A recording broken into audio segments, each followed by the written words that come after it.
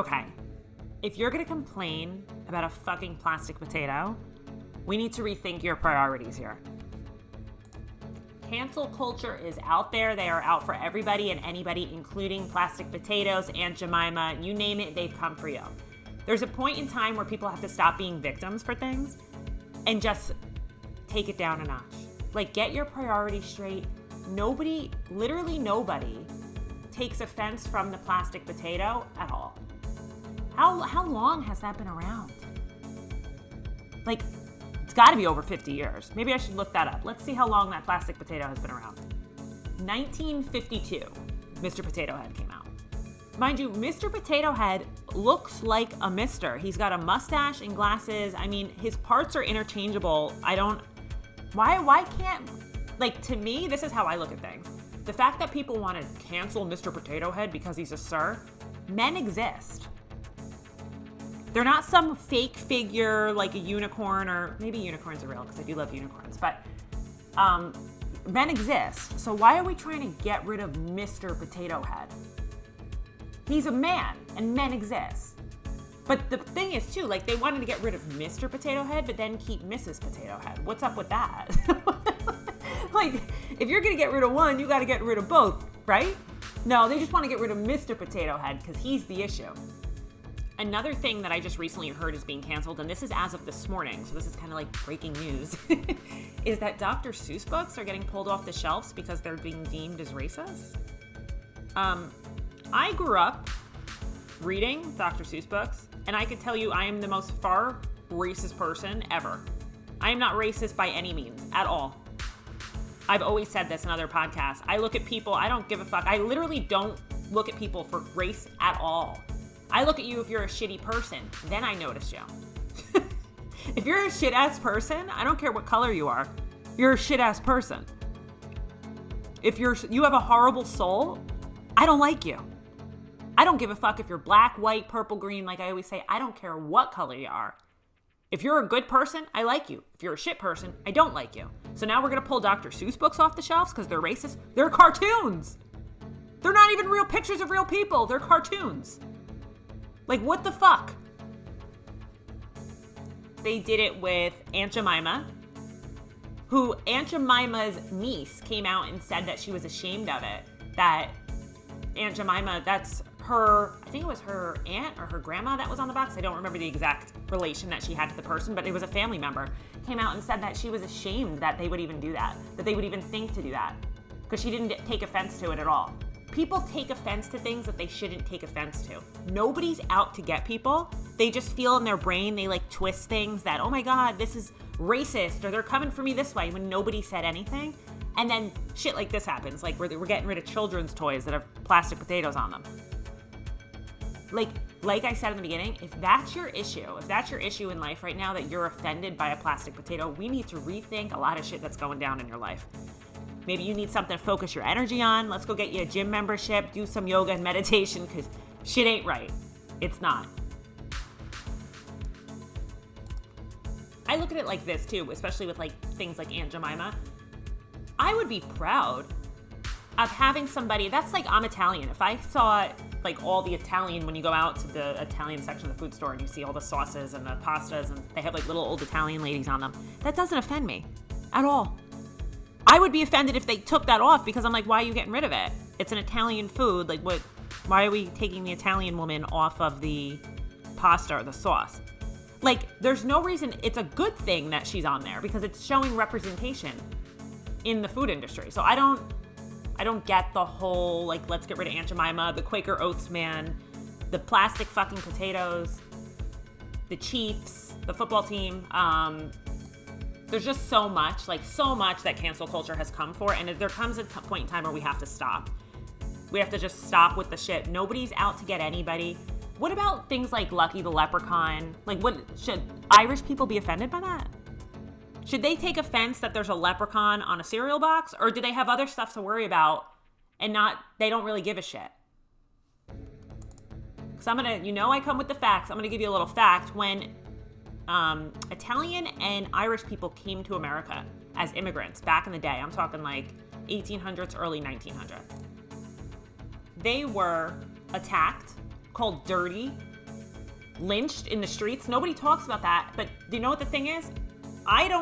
To me, that was in the past. We have to keep going forward. We can't keep going back to the past with things like people do all the time. Take offense to things. It's happened in the past. I'm offended. We have to keep moving forward now. That was in the past. We understand that was wrong, and now we're moving forward. But you don't see, like I said, us taking Italian people off food things or Irish people off food containers because we're taking offense to them at all. That doesn't bother us. Nobody likes to talk about that, even though if you look at every group, every race, there was some way discriminated, especially when they came to the United States. They were discriminated against. Unfortunately, that's a part of history. But like I said, nobody wants to talk about that. We only focus on one race all the time, and then we turn it into something that shouldn't be. We turn it into, oh my God, get Aunt Jemima off the cereal boxes or get her off the syrup boxes. No, stop. You should be happy that you have representation in the industry, especially considering her own niece said that she likes that her aunt is on it. It doesn't offend their family. They take honor in that. I'm going to just go back to Italian people for a second because I'm Italian, but I am somebody that, you're from this area, especially like East Coast, you watched The Sopranos when that was on TV. You watched Goodfellas, the movies, of course, right? Like every time I do a podcast, somebody has to message me. It's like spot on. But if you were from this area and you're Italian, you watch Goodfellas, you watch Sopranos, there's so many shows based on Italian people that are so stereotypical, like mobster bosses, we're shooting people in the streets, like robbing people. Like if you looked at that and if somebody really wanted to be picky, you could say that is, you're stereotyping us. I don't take offense to it. I don't take offense to it because mob bosses existed. They still do exist. There's no reason you should take offense to that. Millions of people watch, to this day, millions of people still love The Sopranos. Like they go out to restaurants around here and people, like the actors from the shows, and people ask to take pictures with them still. Like that's how famous that show was. There's no reason to make it a big ordeal. Like if that was, I feel like if Sopranos was around now or Goodfellas, that shit would have been canceled. Canceled, done. With what went down. You know, it's another thing that I was watching on Netflix last weekend. The Chappelle Show, which I absolutely love. I thought that was the best show. I like that show for a couple reasons, but one of the main reasons is he didn't have any filter. He said what was ever on his mind at all times. And he, like, I don't know how to explain it. He would talk about different people, blacks, whites, Chinese, Indian, everybody. Make fun of everybody. And I found it to be funny. Like, he makes fun of white people all the time, but I don't take offense to it. I think it's hysterical, the shit that comes out of his mouth.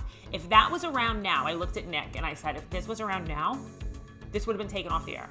Like, without question, this would never been allowed to be played. Because people would have been offended by it. Some of this stuff, go back and watch some of those episodes. I won't even get into it. But some of the stuff that he has said, like I said, I was cracking up. There was a point where I was crying from laughing, and he was making fun of white people, but I was crying from laughing. Because I have a sense of humor. A lot of people don't have a sense of humor anymore. Go watch some of those episodes. This wasn't that long ago. This wasn't that long ago at all. I was maybe in middle school when it was like big, so I didn't really watch too much of it. I feel like as I got older, I was watching reruns and stuff like that. And now that it's on Netflix, I've watched a whole bunch of episodes. Great show. Dave Chappelle, I wish he would come out and do another show. I know he kind of like fell off the face of the earth for a while. I don't really know that whole situation and what happened, but considering it was such a popular show. But I wish he would come back and do another show. That show was awesome. But I really sadly, I don't think he would be able to with the way that people think nowadays. And everybody gets offended by everything. Nobody has a sense of humor anymore. Even comedians have to be very careful what they say because they don't want to be canceled and lose all their jobs and their sponsorships. Actually, me and Marina, who was on my podcast last time, are going to talk about Amanda Ensing. She's a YouTuber. That's a new topic that we have coming up, hopefully in the next week. And how she was canceled for literally doing nothing wrong. All she did was talk about she's very religious. She's not a vicious person by any means. she was basically canceled by Sephora and her other sponsorships for just saying that she had a political opinion. Like, if you don't, I saw a quote the other day and I thought that this was so good. Cancel culture is when, and I'm going to paraphrase because I don't remember the whole thing, but cancel culture is when you say something that somebody else doesn't agree with. They basically want you to say what's in their brain. Not everybody thinks the same way. So we have to come to the conclusion, if you're not being racist, which a lot of people are, Joe Biden, a lot of people are racist and they can't see through it because they've been brainwashed by the news.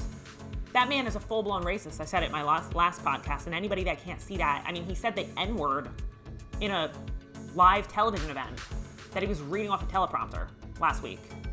On top of the other things he said about black people and Hispanics, I would be I would take offense to. 100%.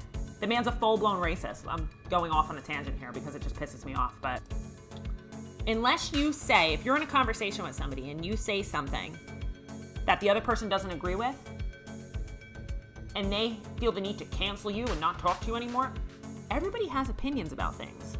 Not everybody thinks the same way. Just like what happened with, I don't watch The Bachelor. That's crazy to say because I know it's like the most popular show ever, but I don't watch The Bachelor, Bachelorette. It's just not my style. I like Temptation Island. Give me the drama. Give me Bad Girls Club. I want the drama. If I'm going to watch reality TV, I need it to be full of drama. I watched what Chris Harrison said last night because I hadn't seen the interview. I heard that he was canceled for saying something about one of the girls that was on the show.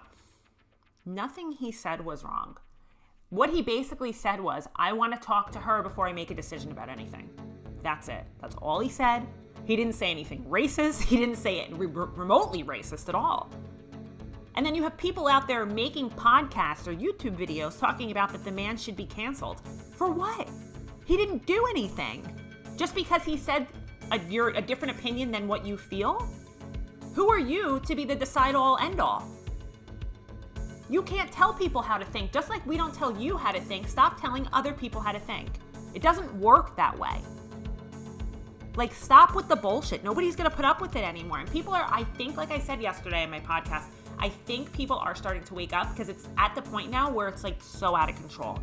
Nobody can have a voice anymore. Nobody knows how to have a sense of humor, have a conversation, understand that people have different, either political opinions, regular opinions, whatever. We're all humans at the end of the day, and we need to come together and understand that not everybody's out to get everybody. Just like one girl likes guys with dark hair, one girl likes guys with blonde hair, blue eyes, brown eyes. Everybody likes something different. So why do we try and put people against each other all the time? The news does it a lot, sadly. The news propaganda does it a lot. Instagram, Facebook, everything that people see 24/7 all the time, which is pushing propaganda down people's throat and they can't read between the lines, like with Joe Biden and what's going on with that whole disaster that I talked about the other day. It's very sad to me because, like I always say, nobody has enough intelligence anymore to do their own research on things and make decisions based on facts instead of making decisions based on feelings. That's when you get yourself in trouble, because the world doesn't revolve around feelings. It revolves around making decisions based on facts. You can throw a little bit of feelings in there. Of course, that's how we're humans. We have feelings. But you can't make full-blown decisions based on feelings. You got to base things on facts. When will cancel culture end? I have no idea. I hope it ends sooner than later, because we're at the point now where we're canceling everything all the time. Like I said, nobody has an opinion anymore. It's gonna, we don't live in communist China where people aren't allowed to have opinions, and if they do, they get taken off the internet, like what happened with DC Drano. I don't know if you know who that is on Instagram. He had an opinion about what happened at CPAC and they took him off Instagram and Facebook. They just deleted his account. What? We can't be like this anymore. Left or right, like I said, I have no problem. I have no problem at all. It has never bothered me that people that don't agree with my opinion, whether you're a Trump supporter, Biden supporter, you don't like either of them, whatever. I don't care that they have Facebooks, Instagrams, and they have opinions. It doesn't bother me. I don't feel the need to even write back to them because it literally doesn't bother me. I understand that other people have other opinions. I get that. That's how we all have to start to think. We have to stop trying to cancel each other because we don't agree. And I'm going to end this podcast by saying, if you're concerned about a plastic potato, cut the shit. If you want to hear more of my podcast, feel free to follow my Instagram, my Facebook, my YouTube. I'm on Spotify, Apple iTunes. I'm all over the place, and I'll see you in my next one.